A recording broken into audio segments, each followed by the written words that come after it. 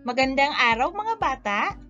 Ang pag-aaralan natin ngayon ay Math 2, Quarter 2, Week 4.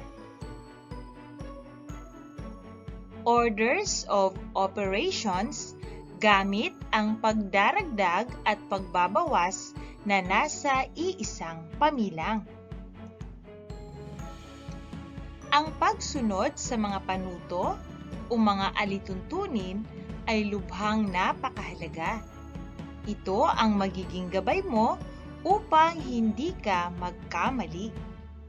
Tulad ng pagsagot sa mga gawain sa pagkatuto sa asignaturang ito, kailangan mong sumunod sa bawat panuto upang masagot mo ng tama ang bawat gawain.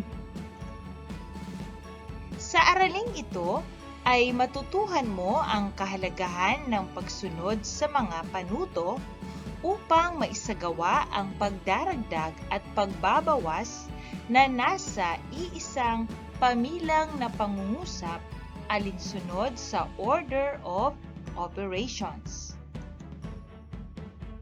Ang order of operations ay isa sa mga paraan upang magabayan ka sa pagtukoy ng wastong sagot sa pamilang na pangungusap na magkasamang pagdaragdag at pagbabawas. Tingnan ang mga halimbawa na nasa ibaba. Suriin mong mabuti ang bawat pamilang na pangungusap.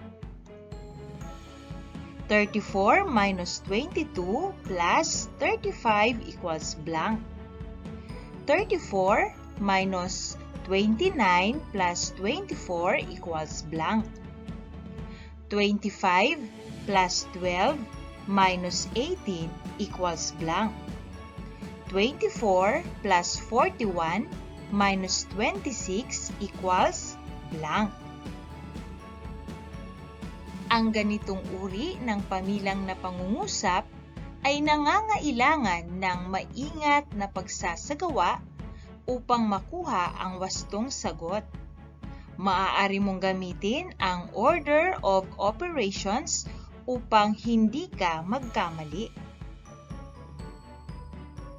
Tingnan kung paano ang pagsasagawa gamit ang order of operations.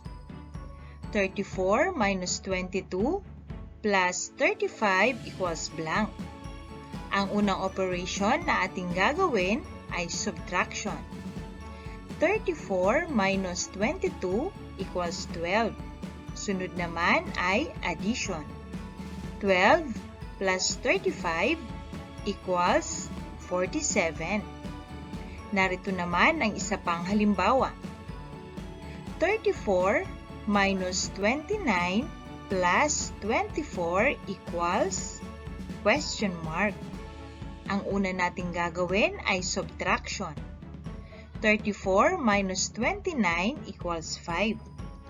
Sunod ay addition. 5 plus 24 equals 29. Narito ang iba pang halimbawa. 25 plus 12 minus 18 equals question mark. 25 plus 12 equals 37. 37 minus 18 equals 19. Narito naman ang isa pang halimbawa. 24 plus 41 minus 26 equals blank. 24 plus 41 equals 65. 65 minus 26 equals 39. Alinsunod sa order of operations, kailangan nating isagawa ang from left to right na paraan upang masagot ng wasto ang bawat pamilang na pangungusap. Subukin mo sa iyong kwaderno ang ilang halimbawa na nasa ibaba. Narito ang mga halimbawa. Unahin muna nating sagutan ang 24 plus 41 minus 26 equals blank. 24 plus 41 equals 65. 65 minus 26 equals 39. Ang tamang sagot ay 39. Sunod naman, 19 plus 37 minus 34 equals blank. 19 plus 37 equals 56. 56 minus 34, ang tamang sagot, 22. Gawain sa pagkatuto bilang isa. Kopyahin ang mga sumusunod na pamilang na pangungusap upang makuha ang wastong sagot. Piliin ang tamang sagot mula sa mga pagpipilian na nasa katapat nito. Gawin ito sa iyong kwaderno. Sa unang bilang, 42 minus 26 plus 32 equals blank. Sa ikalawang bilang, 31 plus 13 minus 29 equals blank. Sa ikatlong bilang, 52 minus 21 plus 19 equals blank. Sa ikaapat na bilang, 19 plus 42 minus 27 equals blank. At sa ikalimang bilang, 48 minus 34 plus 22 equals blank. Narito naman ang mga pagpipiliang sagot. 34, 50, 48, 15, at 36.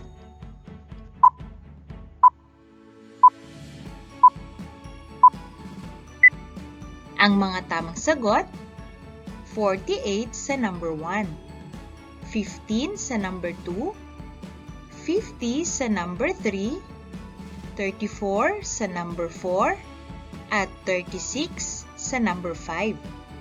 Kung ganito din ang iyong sagot, ikaw ay tama.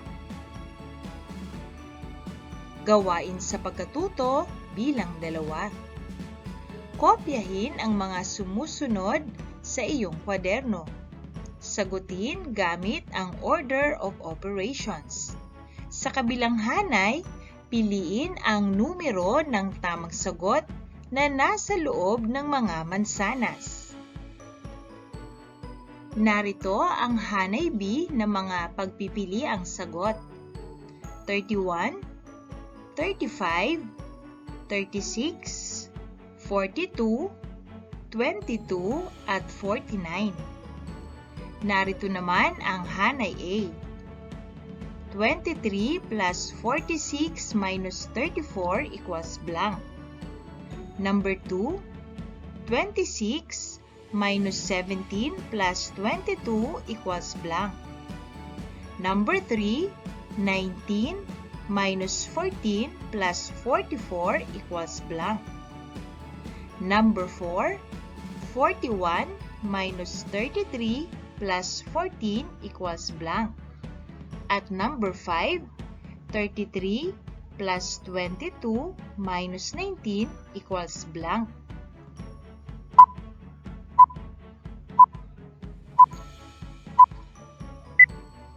Narito naman ang mga tamang sagot. Number 1, 35. Number 2, 31. Number 3, 49. Number 4, 22. At number 5, 36.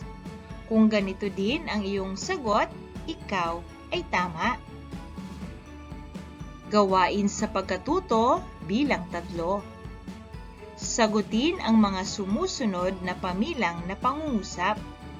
Isulat ang sagot sa iyong kwaderno. Number 1, 26 plus 12 minus 18 equals blank. Number 2, 42 minus 14 plus 25 equals blank. Number 3, 29 minus 23 plus 18 equals blank. Number 4, 33 minus 27 plus 14 equals blank. Number 5, 33 plus 22 minus 19 equals blank. Number 6, 13 plus 16 minus 21 equals blank. Number 7, 25 minus 9 plus 14 equals blank. Number 8, 18 plus 17 minus 23 equals blank. Number 9, 15 minus 11 plus 14 equals blank. At number 10, 12 minus 10 plus 13 equals blank.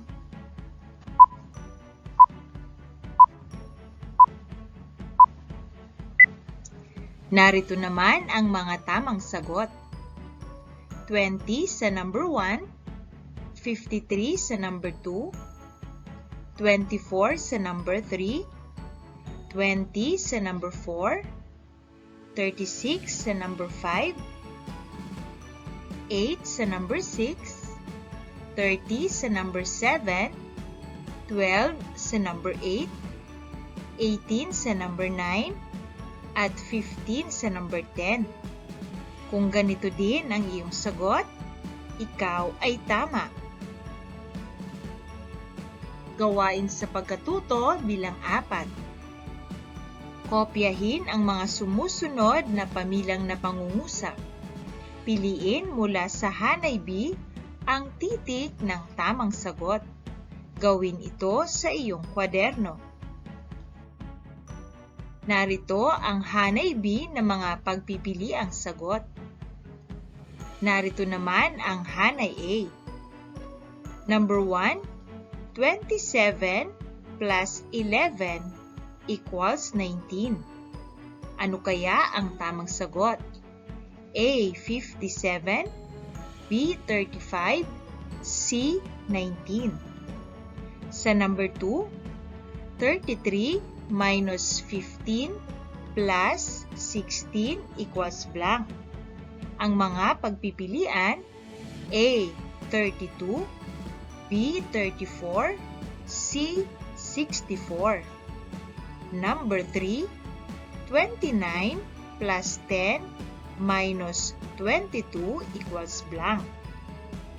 A, 61, B, 41, C, 17. Sa number 4, 16 minus 13 plus 19 equals blank. Ang mga pagpipilian, A, 10, B, 22, C, 48. At sa panghuling bilang, 19 plus 24 minus 27 equals blank. Ang mga pagpipilian, A, 16, B, 22, C, 26.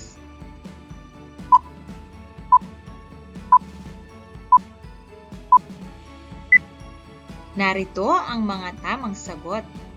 Number 1, letter C. Number 2, letter B. Number 3, letter C. Number 4, letter B. At number 5, letter A. Kung ganito din ang iyong sagot, ikaw ay tama.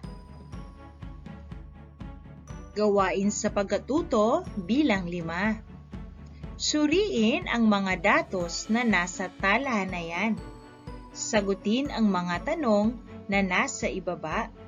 Gawin ito sa iyong kwaderno. Si Emar ay inutusan ng kaniyang ina na bumili ng lulutuing ulam sa palengke. Bumili siya ng isda at gulay. Ang halaga ng isda ay 48 pesos. Ang halaga naman ng gulay ay 35 pesos. Sa unang tanong, ano-ano ang mga biniling lulutuing ulam ni Emar?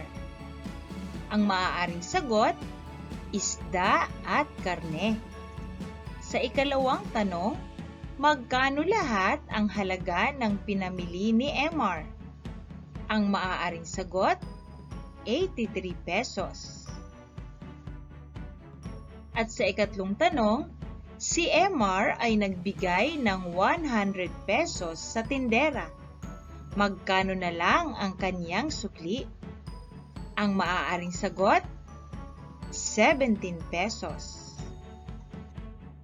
Ang sunod naman na ating pag-aaralan ay paglutas sa suliraning binubuo ng multi-step gamit ang pagdaragdag at pagbabawas ng bilang na may 2 hanggang 3 digit at pera. Sa mga naunang aralin ay natalakay at napag-aralan mo na ang ibang pamamaraan ng paglutas ng isang suliranin na may kinalaman sa pagdaragdag at pagbabawas. Sa araling ito, mas lalo pang mapapalawak ang iyong kaalaman sa paglutas ng multi-step routine at non-routine na suliranin na may kinalaman sa pagdaragdag at pagbabawas. Sa aralin ding ito, malalaman mo at mauunawaan kung paano lutasin ang isang suliranin na may kinalaman sa pera gamit ang wastong pamamaraan. Tingnan ang halimbawa na nasa ibaba. Suriin mo kung paano nilutas ang isang suliranin gamit ang wastong pamamaraan. Si Ginang Berte ay bumili ng mga lobo para sa kaarawan ng kanyang anak. Pulang lobo, 280 pesos. Puting lobo, 360 pesos. Binigyan niya ng 1,000 pesos ang tindera. Magkano na lang ang kaniyang sukli? Narito naman ang mga tanong.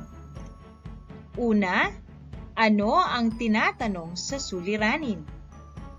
Ang maaaring sagot, ang sukli ni Ginang Berte sa 1,000 pesos matapos bayaran ang tindera. Sa ikalawang bilang naman, ano ang mga datos na naihayag?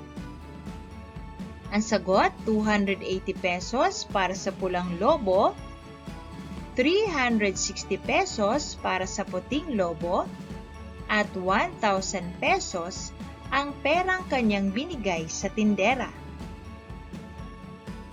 Sa ikatlong tanong, anong operasyon ang dapat gamitin? Ang sagot, pagdaragdag o addition at pagbabawas o subtraction.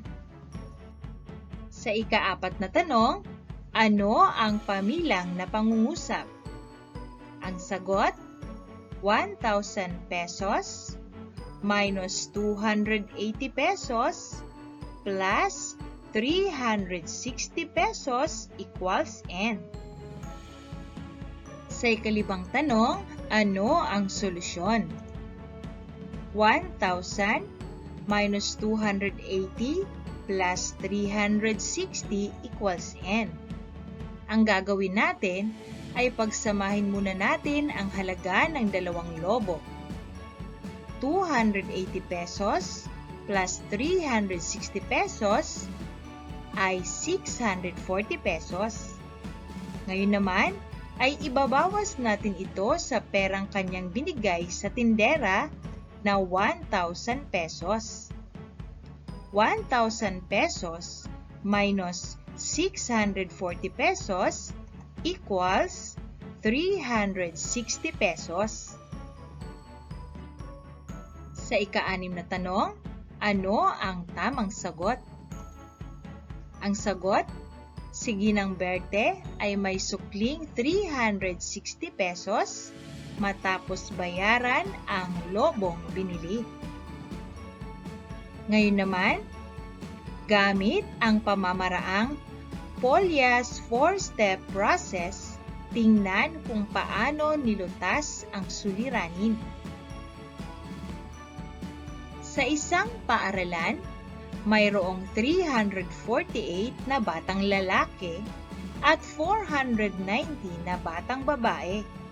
Sa mga batang ito, 286 ay 10 taong gulang at ang iba ay mahigit sa 10 taong gulang na. Ilang bata ang mahigit 10 taong gulang na?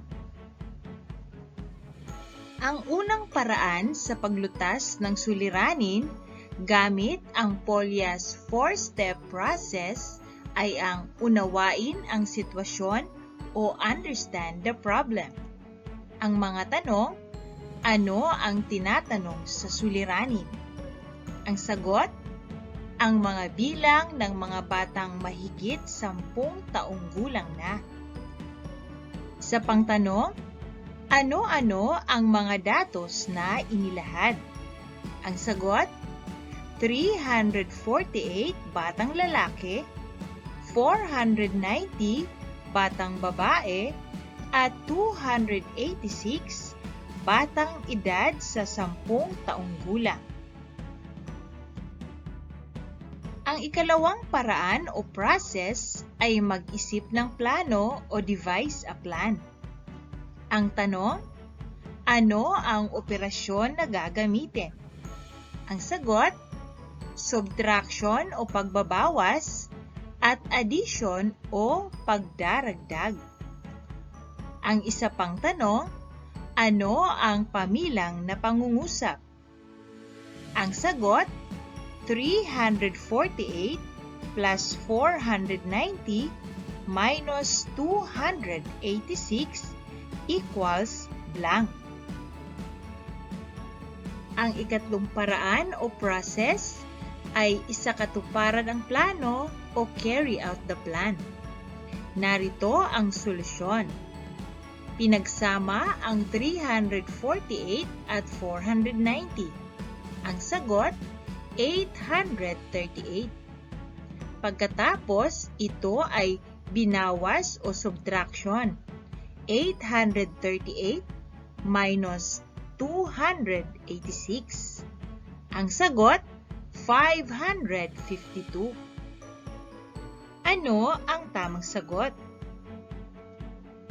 552 ang batang may edad na mahigit 10 taong gulang.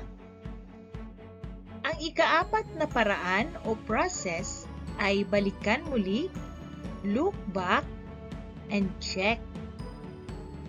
Maaaring gamitin ang order of operations upang masigurong tama ang sagot. 552 plus 286 equals 838. 838 minus 286 equals 552. Gawain sa pagkatuto bilang isa. Basahin at unawain ang sitwasyon sa ibaba. Sagutin ang mga tanong na kasunod nito. Gawin ito sa iyong kwaderno. Si Mary ay may dalang 500 pesos. Bumili siya ng isda sa halagang 180 pesos at gulay sa halagang 160 pesos. Magkano na lang ang natitirang pera kay Mary? Ang unang tanong, ano ang tinatanong sa sitwasyon o suliranin? Ang sagot, halaga ng perang matitira kay Mary. Sa ikalawang tanong, ano-ano ang mga datos na inilahad sa sitwasyon o suliranin? Ang sagot, 500 pesos, 180 pesos na isda, 160 pesos na gulay.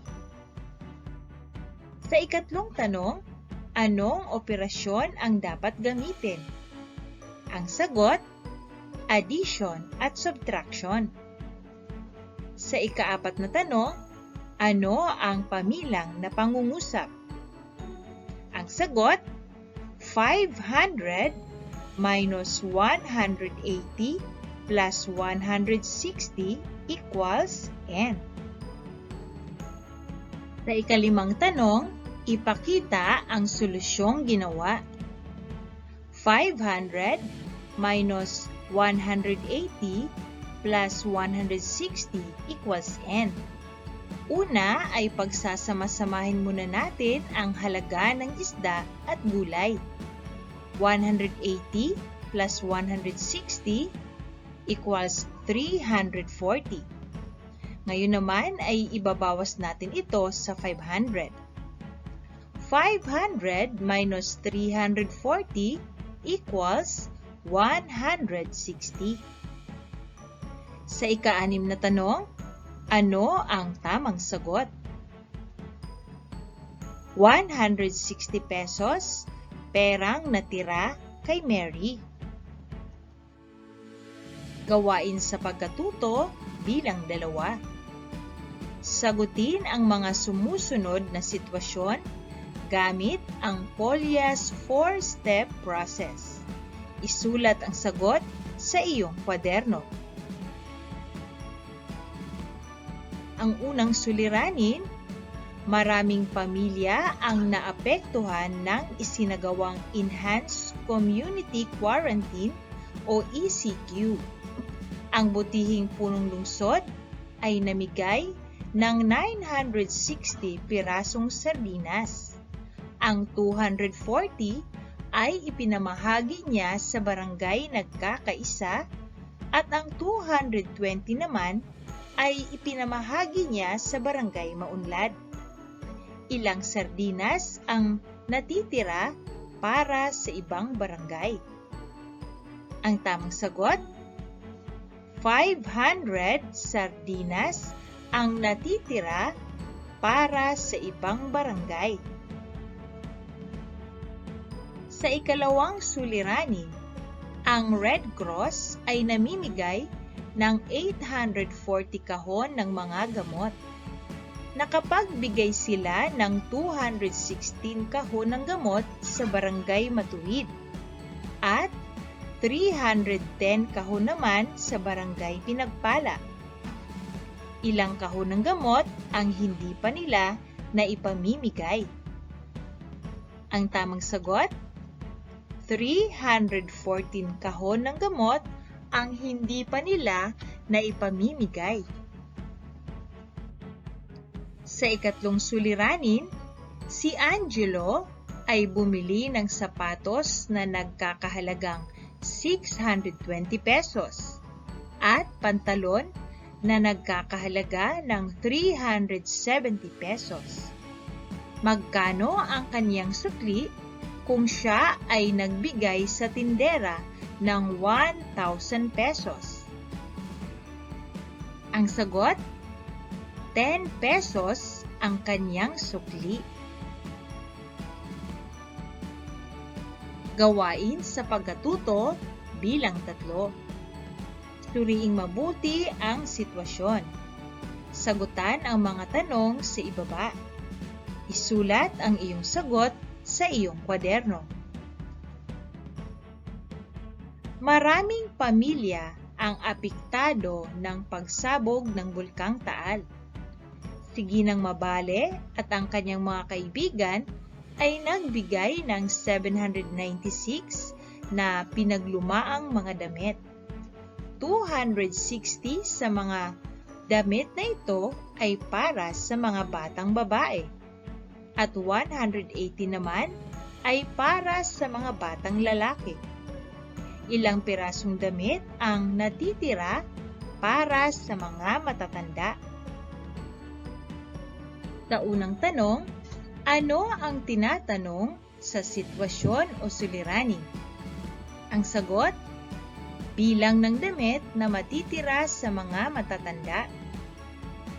Sa ikalawang tanong, ano-ano ang mga datos na inilahad sa sitwasyon o suliranin? Ang sagot, 796 na damit, 260 para sa batang babae, 180 para sa batang lalaki. Sa ikatlong tanong, anong operasyon ang dapat gamitin? Ang sagot, addition at subtraction. Sa ika-4 na tanong, Ano ang pamilang na pangungusap? Ang tamang sagot, 796 minus 260 plus 180 equals n. Sa ikalimang tanong, ipakita ang solusyong ginawa. 796 minus 260 plus 180 equals n. Una ay pagsasama-samahin muna natin ang damit na para sa batang babae at damit na para sa batang lalaki. 260 plus 180 equals 440. Ngayon naman, ibabawas natin ito sa 796. 796 minus 440 equals 356. Sa ika-anim na tanong, ano ang tamang sagot? 356 na damit. Gawain sa pagkatuto bilang 4. Pag-aralan ang sitwasyon sa ibaba. Sagutin ang sumusunod na mga tanong. Gawin ito sa iyong kwaderno. Ang mga sumusunod na gamit ang itinitinda sa kantina ng paaralan. Ang Crayola ay 25 pesos. Ang lapis ay 8 pesos. Kwaderno, 20 pesos. Isang pad ng papel ay 24 pesos. Kung si Myla ay bibili ng isang kwaderno at isang lapis, magkano ang matitira sa kanyang baon na 50 pesos? Sa unang tanong, ano ang tinatanong sa sitwasyon o suliranin? Ang sagot, halaga ng pera na matitira sa baon ni Myla. Sa ikalawang tanong, anong operasyon ang dapat gamitin? Ang tamang sagot, addition at subtraction. Sa ikatlong tanong, ano ang pamilang na pangungusap? Ang tamang sagot, 50 pesos na pera, 20 pesos para sa kwaderno, 8 pesos para sa lapis. Sa ika-4 na tanong, ano ang tamang sagot? 22 pesos perang matitira sa baon ni Myla. Hanggang sa muli mga bata!